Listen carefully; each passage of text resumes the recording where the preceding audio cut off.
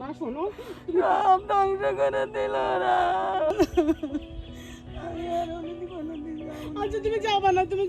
બાંગ્લાદેશમાં થયેલી હિંસા બાદ નીલિમા મંડલ પોતાની દીકરીને ભેટીને રડી રહી છે, કારણ કે હુમલાખોરોએ ખરેખર તેઓનું બધું જ ખતમ કરી નાખ્યું છે. બાંગ્લાદેશમાં હિન્દુઓ પર ખતરનાક અત્યાચારના દાવા વચ્ચે ઢાકાના આ દ્રશ્યો સામે આવ્યા, જ્યાં 65 વર્ષીય હિન્દુનું ઘર હુમલાખોરોએ સળગાવી દીધું.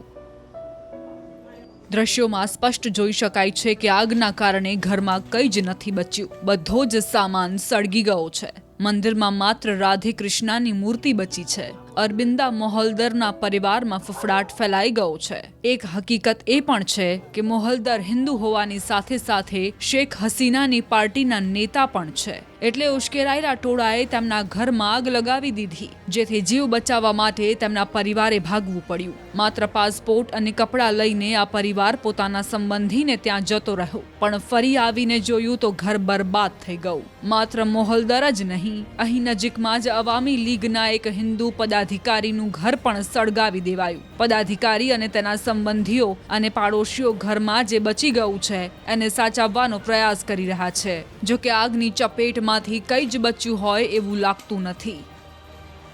আমি તો ભીતો સંતૃષ્ટ સ્વાભાવિકભાવે હું ખૂબ ડરેલું છું.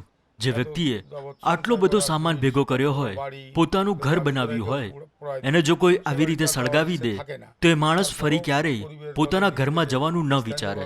તેમ છતાં પણ હું મારા ઘરમાં પાછો રહેવા માંગુ છું, કારણ કે એ ઘર સાથે લાંબા સમયથી મારો નાતો છે.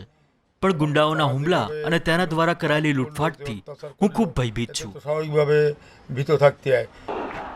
શેખ હસીનાએ જ્યારથી દેશ છોડ્યો ત્યારથી બાંગ્લાદેશમાં હિન્દુઓને વધુ ટાર્ગેટ કરાઈ રહ્યાનો દાવો થઈ રહ્યો છે. ખાસ કરીને તેમના સમર્થકો અને સહયોગીઓ પર ભીડ હુમલા કરી રહી છે, જ્યારે વધારે પડતા હિન્દુ પરિવારને નિશાન બનાવાઈ રહ્યાનો દાવો છે. જો કે એક દાવો એવો પણ કરાઈ રહ્યો છે કે અવામી લીગના જ નેતાઓના ઘરને ટાર્ગેટ કરાઈ રહ્યા છે. એટલે જ તો મોહલદરના ગામમાં અન્ય હિન્દુ ઘર સુરક્ષિત હતા અને અહીંનું મંદિર પણ સુરક્ષિત છે. બાંગ્લાદેશમાં લઘુમતી સમાજ માટે કામ કરતી એકતા પરિષદનું કહેવું છે કે તખ્તા પલટ બાદ એક જ સપ્તાહમાં બાંગ્લાદેશના 52 જિલ્લામાં હિન્દુઓ અને અન્ય ધાર્મિક લઘુમતીઓ વિરુદ્ધ ઓછામાં ઓછા 200 હુમલા થયા છે. દરેક જગ્યાએ દરેક પરિવારો થરથર ધ્રુજી રહ્યા છે. ત્યાં સુધી કે ઢાકામાં પણ આવું જ છે. ઢાકામાં જે ફ્લેટમાં રહે છે એ પણ ધ્રુજી રહ્યા છે અને ઘરના દરવાજા બંધ કરી દે છે. કોણ આવ્યું છે એની ખાતરી કર્યા વિના લોકો દરવાજો પણ નથી ખોલતા. બાંગ્લાદેશની વચગાળાની સરકારના મંત્રી અને વિદ્યાર્થી નેતા નાહિદ ઇસ્લામે કહ્યું કે આ હિંસા ધાર્મિકથી વધુ રાજકીય છે, જેનો ઉદ્દેશ્ય દેશમાં ભાગલા પાડવાનો છે. আমরা এখানে મુસ્લિમ હિન્દુ બૌદ્ધ ખ્રિસ્તી અમે અહીં બાંગ્લાદેશમાં મુસ્લિમો, હિન્દુઓ, બૌદ્ધો, ઈસાઈઓ અને આદિવાસીઓ સાથે છીએ. અહીં જે ઘટનાઓ બની રહી છે એ સાંપ્રદાયિક નહીં પણ રાજકીય છે. હુમલા રાજકીય કારણોથી જ થઈ રહ્યા છે, જેના માટે જવાબદાર લોકોને ન્યાયના કટઘરામાં લાવવા પડશે. তাকে বিচারের আওতায় আনতে হবে.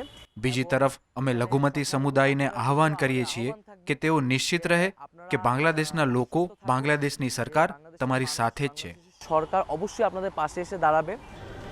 હિંસાનું કારણ જે પણ હોય, પરંતુ અહીં સૌથી મોટી સમસ્યા એ પણ છે કે હિંસક ટોળાથી રક્ષણ આપવા માટે પોલીસ પણ પૂરતી નથી. કારણ કે શેખ હસીનાએ રાજીનામું આપ્યા બાદ અનેક પોલીસ કર્મીઓ પણ હડતાળ પર ઉતરી ગયા છે. જો કે સોમવારથી દેશમાં અનેક પોલીસ સ્ટેશન ફરી શરૂ થતા લોકોને આશા જન્મી છે કે હવે હિંસાની આ આગ પર નિયંત્રણ આવશે.